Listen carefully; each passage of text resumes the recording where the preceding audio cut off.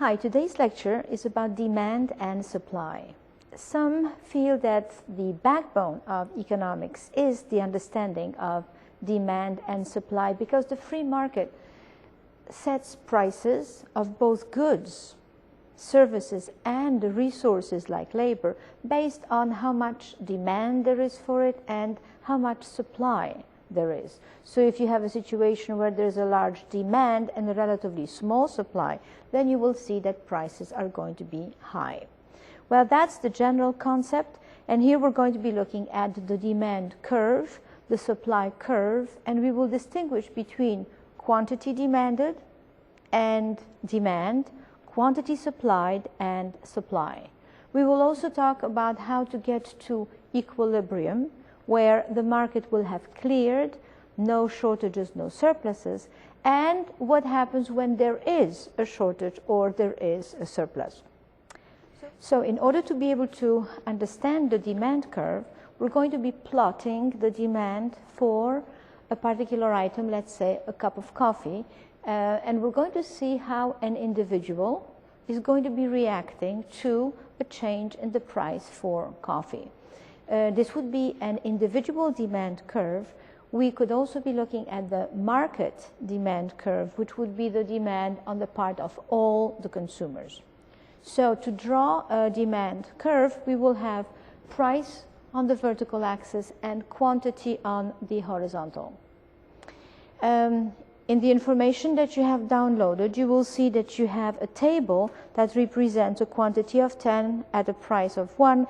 At price $2, you have 8 units, and that's exactly what I tried to put here on the board. So if we start at price 1, we see that the quantity demanded is 10 units. That would be a point right here. If the price goes up to 8, then only if price goes up to 2, only 8 units are being demanded. At $3, only 6, and at $6, 0 units. So here you have all those points that represent different quantities demanded at the different prices. If we were to join those, you will have what we call the demand curve. So the demand curve shows that as prices drop, the amount that you're going to be consuming is going to be going up. So you see an inverse relationship between price and quantity. As one goes up, the other one is going to be going down. As a result, you see that the demand curve is downward sloping. And so if you just look at a particular curve and you see that the line is sloping down, you know that the two elements that you're measuring on both axes are inversely related to each other. So now, let's distinguish by looking at that between demand and quantity demanded. So the demand is the whole line. It's all the different quantities at all the different prices, while quantity demanded is one particular point. Because what is a line? It is made up of points, and the points represent how much you will be demanding at a particular price. So quantity demanded is one point. Each one of those points represents a particular quantity demanded, while the whole line represents the demand curve.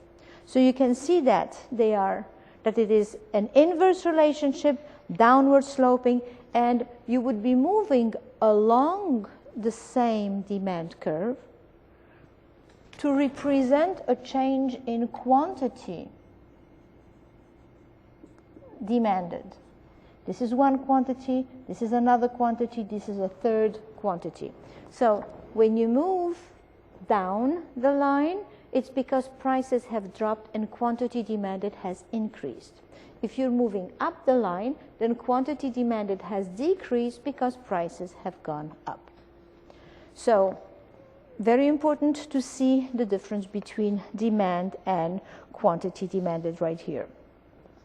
When it comes to supply, you think of yourselves as producers, and you're going to look at how are you going to react when price changes. But basically, producers are going to be producing more if the price is higher and less if the price is very low.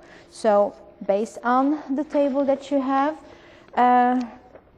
for this chapter, then you're going to see that when the price is $1, quantity supplied is 2 units. So that would be right here.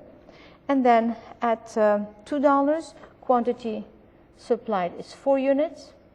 At $3, quantity supplied is 6, and quantity supplied is going to be 6 units. So here you have your supply curve. Should be a straight line. So the supply represents how much producers are willing to supply at the different price levels.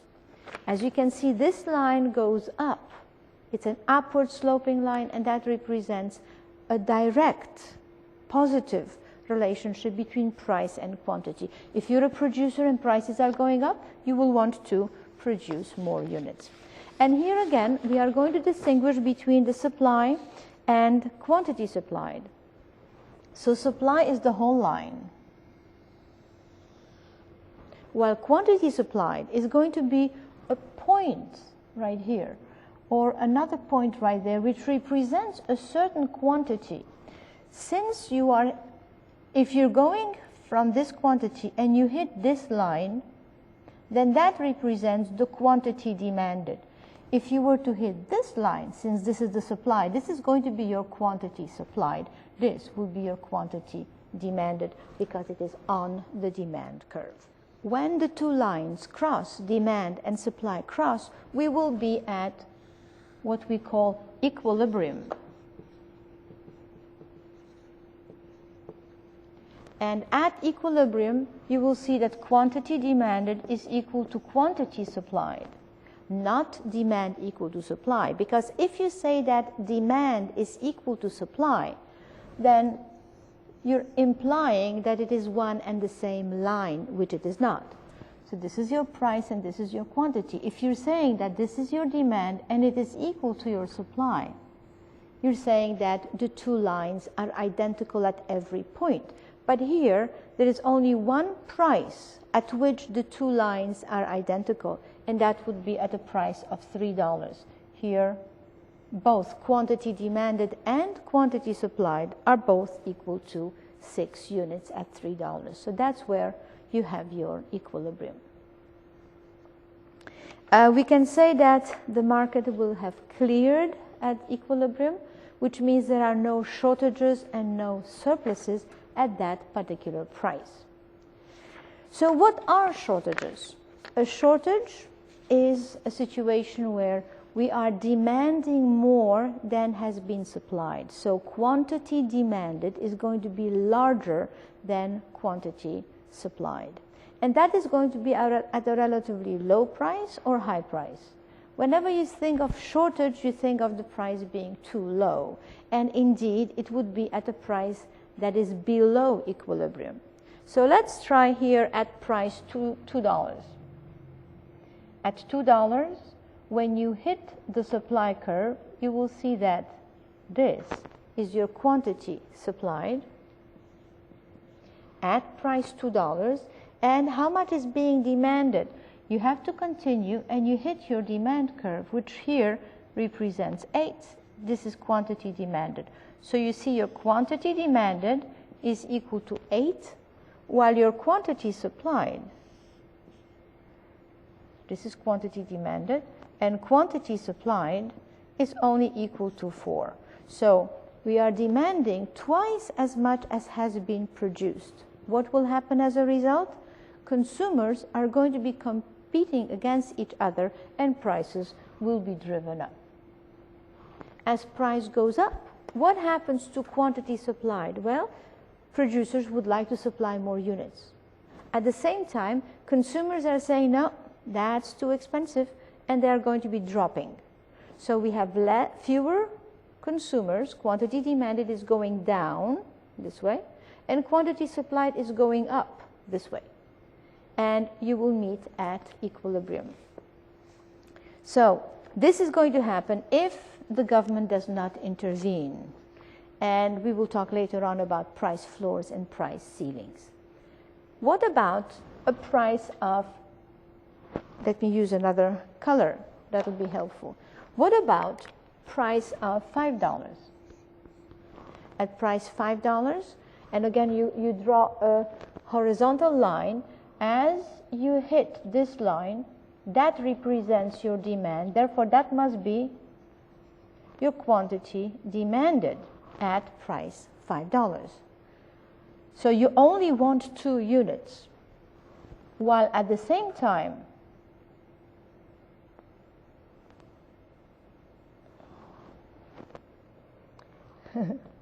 it's not very accurate, but at the same time you see that quantity supplied is of 8 units. Correct? You went all the way up to the supply curve. Let's straighten this supply curve right here. And so this here represents the amount that suppliers, producers are willing to make available at price $5. Well, $5 is good for them, so they're willing to supply 8 units, while at the same time consumers only want 2. So what you have is this in red. Well, not very clear, but let me try again. How about this color? This in purple is going to represent your quantity demanded or quantity supplied. Well, this is of the supply curve, so this will be your quantity supplied, and that is of 8 units. How much is being demanded here? Quantity demanded is equal to only 2 units. So as a result, do you have a shortage or a surplus? Well, based on that, this difference between those two will represent your surplus, too much. Quantity supplied is higher than your quantity demanded, and the difference is of 6 units. What will happen as a result? Will prices go up or down? Who's going to be competing? Well, producers are going to try and attract more consumers or customers, and in order to do that, they are going to try and drop the price.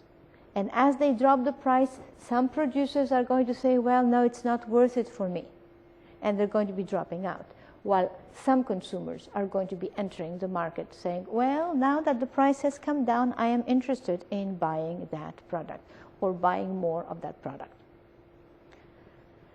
So now this, therefore, from that curve, you have to understand what the demand curve represents. It shows the different amounts that consumers are willing to buy at different prices.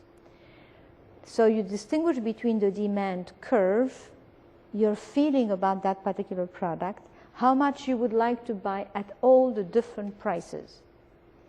And we will distinguish between the demand, that's the whole line, and quantity demanded, which is one point, any one of those points on the line, which represents how much you would like to buy at a particular price.